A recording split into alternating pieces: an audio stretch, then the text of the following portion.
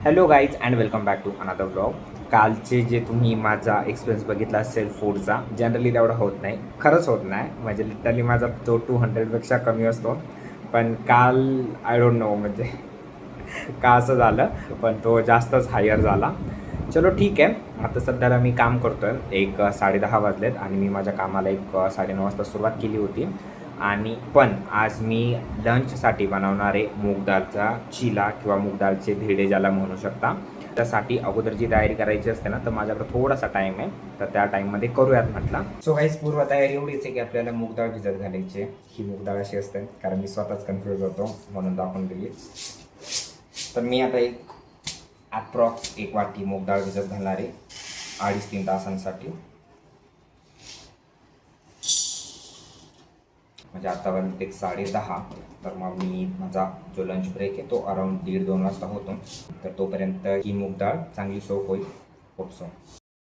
तर गाईज 1:30 वाजलेत आणि आपली ही डाळ भिजून अराऊंड 3 तास झालेत आणि बऱ्यापैकी जास्त झाली आहे ती. ज्यावेळेस मी भिजायला टाकली होती त्यावेळेस मला अंदाज आला नव्हता आणि आता मला असं वाटतं आहे की ही प्रमाणाच्या बाहेरच जास्त झाली आहे. So let's see. ही ती डाळ आपली भिजून झाली आहे आणि आता आपल्याला ही काढायची आहे मिक्सरमधून. तर ही भिजलेली डाळ आपण मिक्सरमध्ये काढली आहे. त्याच्यात आपण टाकणार आहे 4 मिरच्या. आणि जर तुम्हाला अजून जास्त तिखट खायचं असेल तर अजून जास्त टाकू शकता. आणि त्याच्यासोबतच टाकणार मी थोडेसे जिरे. आणि आता हे सगळं मिक्सरमधून काढून घेऊयात. तर गाईज, थोडंसं पाणी टाकून मी ही पेस्ट तयार करून घेतली आहे.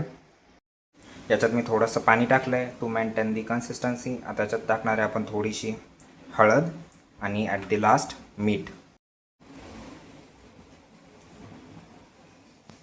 आणि याच्यात आपण कोथिंबीर पण घालणार आहे.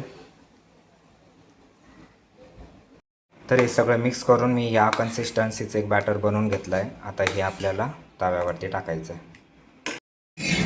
मी तवा तापायला ठेवला आणि त्यावर थोडंसं तेल टाकून पॉलिश करून घेतला आहे. मी हा टाकून घेतला आहे तव्यावरती आणि खाली तेल लावलं होतं. थोडासा गॅस कमी केला आहे आणि 5 मिनटं शिजू द्यायला. हा परफेक्ट आला आहे.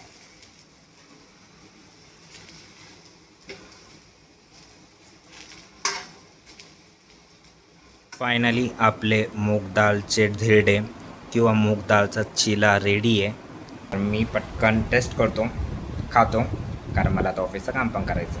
Bye bye.